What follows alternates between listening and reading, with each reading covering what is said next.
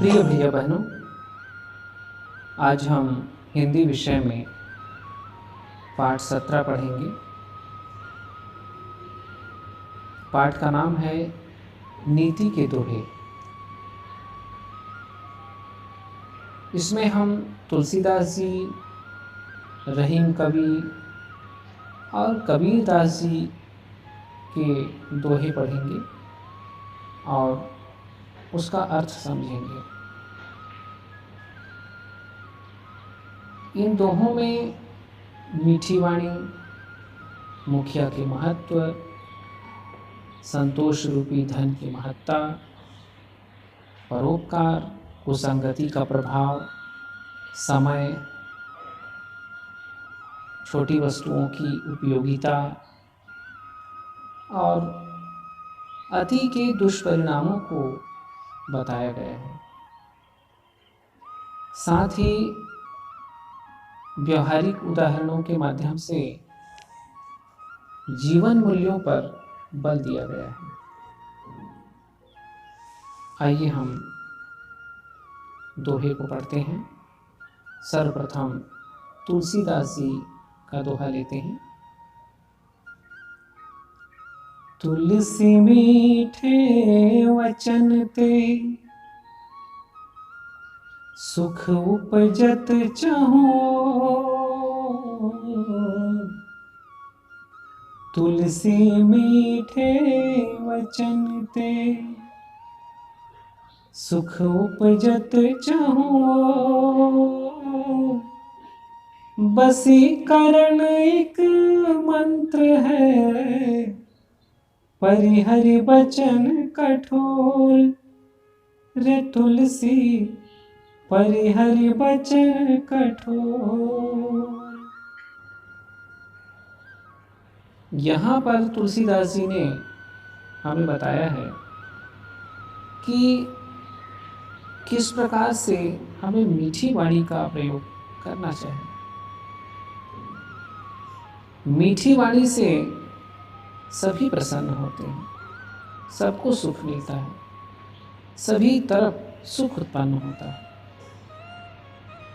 ये मीठी वाणी सबको वश में करने वाला एक मंत्र है।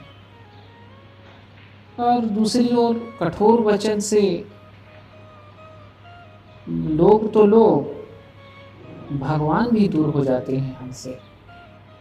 तो कहने का तात्पर्य यह है कि हमें हमेशा मधुर वचन बोलने चाहिए, मीठी वाणी का प्रयोग करना चाहिए।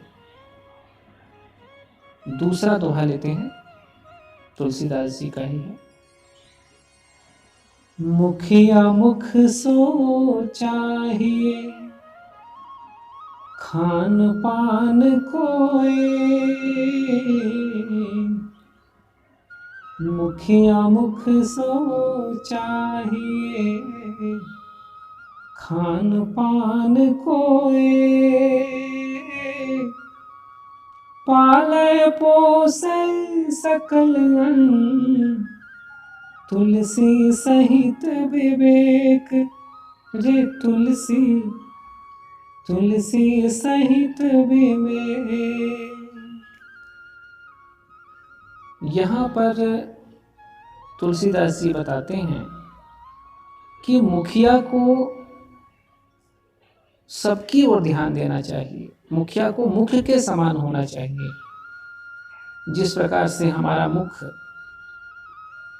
सभी अंगों का पालन पोषण करता है समान रूप से, उसी प्रकार से मुखिया को भी घर के प्रत्येक सदस्यों के बारे में ध्यान रखना चाहिए और उसके साथ समान व्यवहार करना चाहिए, यह बताया है। फिर अगला दोहा लेते हैं। आवत ही हर विषय नहीं, नैनन नहीं सने। आवत ही हर शय नहीं, नैनन नहीं सने। तुलसी तहाँ न जाइए, कंचन बरसै में। तुलसी कंचन बरसै में। यहाँ पर इस दोहे में तुलसीदास जी हमें ये बता रहे हैं कि हमें उस स्थान पर नहीं जाना चाहिए जहाँ हमारा सम्मान ना हो, जहाँ हमें स्नेह न मिले। वे कहते हैं कि हमारे जाने से अगर कोई प्रसन्न नहीं होता है और उनके हृदय में हमारे लिए स्नेह नहीं उत्पन्न होता है, तो हमें ऐसे स्थान पर यदि सोना भी बरसे, सोने की भी वर्षा हो, तो नहीं जाना चाहिए। अगला दोहा लेते हैं। तुलसी संत सुअंबतर फूल फलहि पर है। तुलसी संत सुअंबतर फूल फलहि पर हेत। इत ते ये पाहन हनत उत ते वे फल देत। तुलसी उत ते वे फल देत। तुलसीदास जी हमें परोपकारी बनने की बात बता रहे हैं। वे कहते हैं कि संत महात्मा आम के पेड़ के समान होते हैं। दोनों की समानता तुलसीदास जी बता रहे हैं कि संत महात्मा और आम का पेड़ दोनों एक समान हैं। जैसे आम के पेड़ में जब बौर लग जाता है, फल बनता है, तो वह फल किसके काम आता है? दूसरे के काम आता है। और उस फल को हम तोड़ने के लिए जितने पत्थर मारते हैं, उतना ही हम देखते हैं वो पेड़ हमें फल देता है।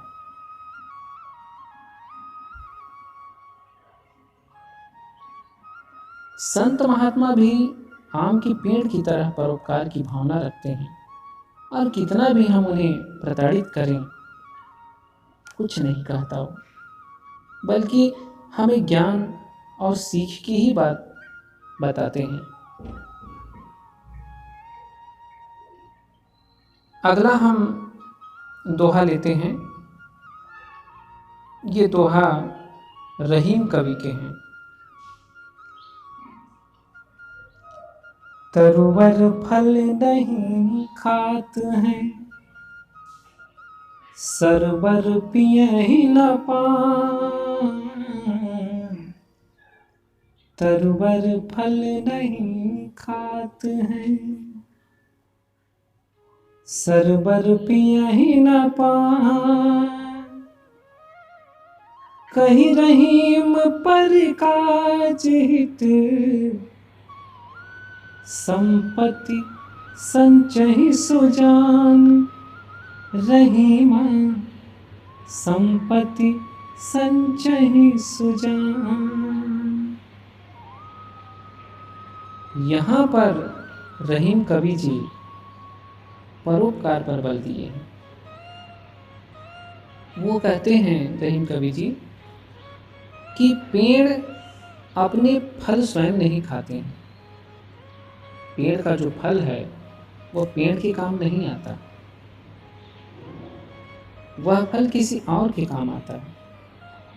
इसी प्रकार से जो तालाब है, तालाब स्वयं अपना पानी नहीं पीता है, पानी किसी और के काम आता है, हमारे काम आता है। तो कहने का तात्पर्य ये है, रहीम कवि जी ये बता रहे हैं कि समझदार व्यक्ति वही है जो अपनी संपत्ति का उपयोग परोपकार के कार्यों में करता है, वही परोपकारी व्यक्ति है। आगे देखिए, रहीम कवि का एक और दोहा लेते हैं। रही मन देखी बड़े को, लघु न दीजिए डारी। रही मन देखी बड़े को, लघु न दीजिए डारी। जहाँ काम गावे सुई, कहाँ करे तरवारी। रही माँ कहाँ करे तलवारी। यहाँ पर रहीम कवि जी छोटे का महत्व बता रहे हैं कि हमारे जीवन में छोटे का, लघु का किस प्रकार से महत्व है।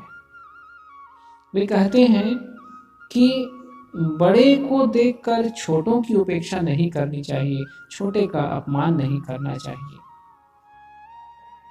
क्योंकि जो काम छोटा आदमी कर सकता है वह काम बड़ा आदमी नहीं कर सकता। जो काम सुई कर सकती है वह काम तलवार से नहीं हो सकता। अर्थात जिसकी जहां उपयोगिता है वह वस्तु उसी स्थान पर उपयोगी होती है। आइए देखते हैं अगला दोहा। जो रहीम उत्तम प्रकृति, का करि सकत कुसंग। जो रहीम उत्तम प्रकृति, का करि सकत कुसंग। चंदन विष व्यापर नहीं, लिपटे रहत भुजंग। रहीमा लिपटे रहत भुजंग। रहीम कवि जी कहते हैं, यहाँ पर रहीम कवि जी उत्तम प्रकृति के मनुष्य की विशेषता बता रहे हैं।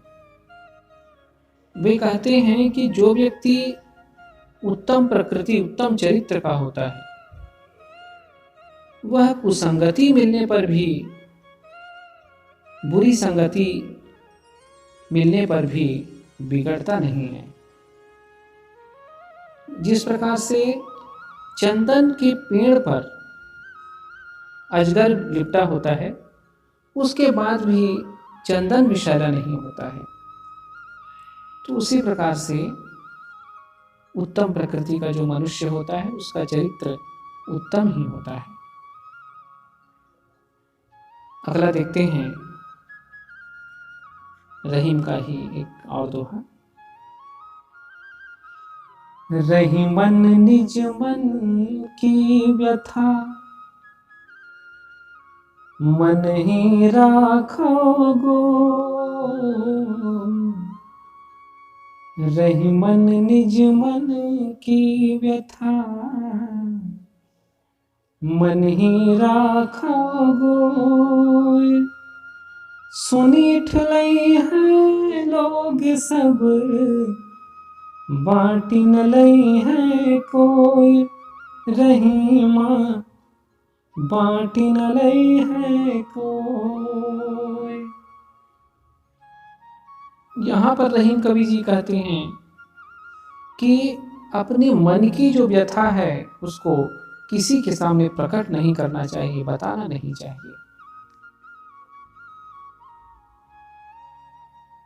अपने मन की व्यथा मन में ही रखना चाहिए, क्योंकि दूसरे लोग सुनकर सिर्फ आपकी हंसी उड़ाएंगे, आपको हंसी का पात्र बनाएंगे, आपका दुख कम नहीं करेंगे।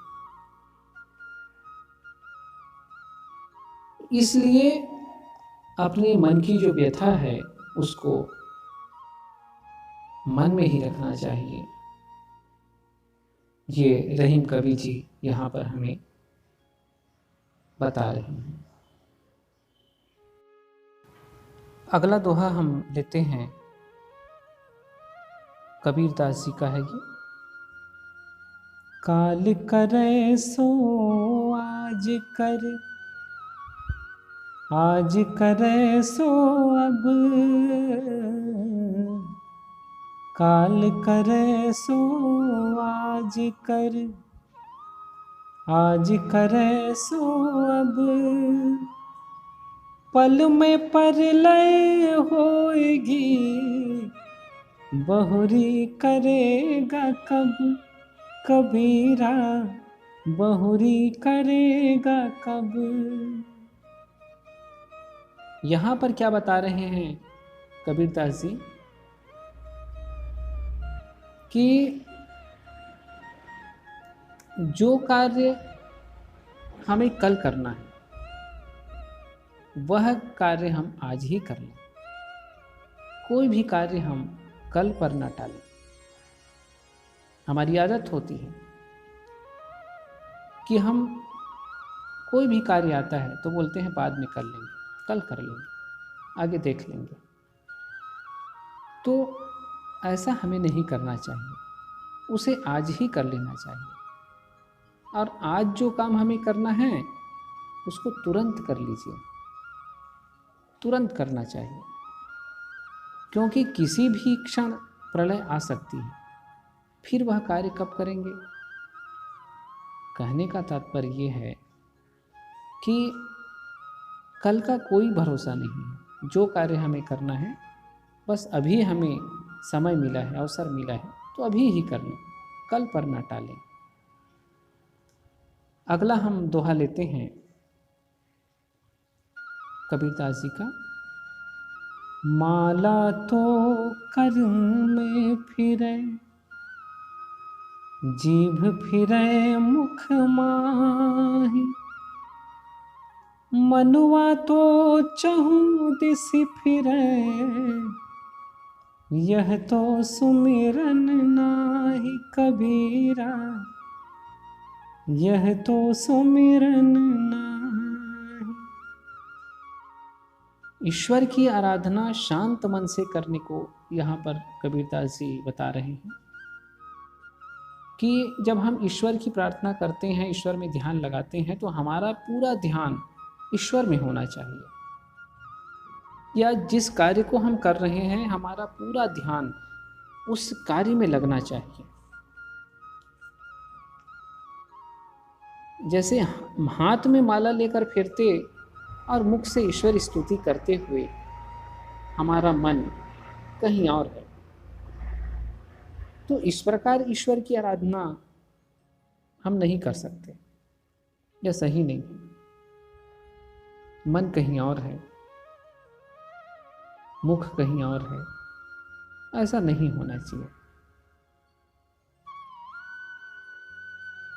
यही कबीरदास जी इस कविता में हमें समझा रहे हैं।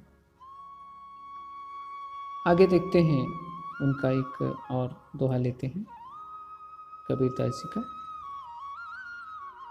अति का भला न बोलना, अति की भली न चूप, अति का भला न बोलना, अति की भली न चूप, अति का भला न परसना, अति की भली न धूप, कबीरा अति की भली न धूप। यहाँ पर कबीरदास जी क्या बता रहे हैं कि ज़्यादा बोलना ठीक नहीं है और न ही ज़्यादा चुप रहना ठीक है। दोनों ही बात ठीक नहीं है, न तो हमें चुप रहना चाहिए और न ही हमें ज़्यादा बोलना चाहिए। जिस प्रकार से ज़्यादा वर्षा भी किसी का भला नहीं करती और न ही अत्यधिक गर्मी अच्छी लगती है।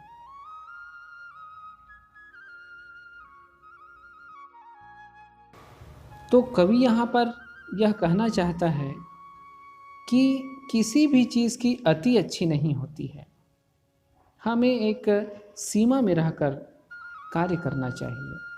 जहाँ पर बोलना है वहाँ बोलना चाहिए, जहाँ पर चुप रहना है वहाँ चुप रहना चाहिए। अंतिम दोहा हम कबीरदास जी का लेते हैं। दुर्लभ मानुष जन्म है, देन बारंबार। दुर्लभ मानुष जन्म है, देन बारंबार। तरुवर तय पत्ता झड़े, बहुरी न लागे डार। कबीरा बहुरी न लागे डार। मनुष्य जन्म की महत्ता को यहाँ पर कबीरदास जी समझा रहे हैं कि किस प्रकार से मनुष्य का जन्म दुर्लभ है।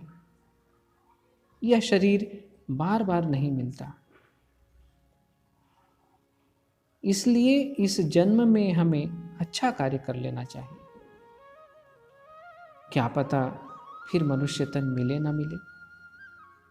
जिस प्रकार से कोई पत्ता पेड़ से गिर जाता है तो क्या वह पत्ता फिर से डाली में लगता है?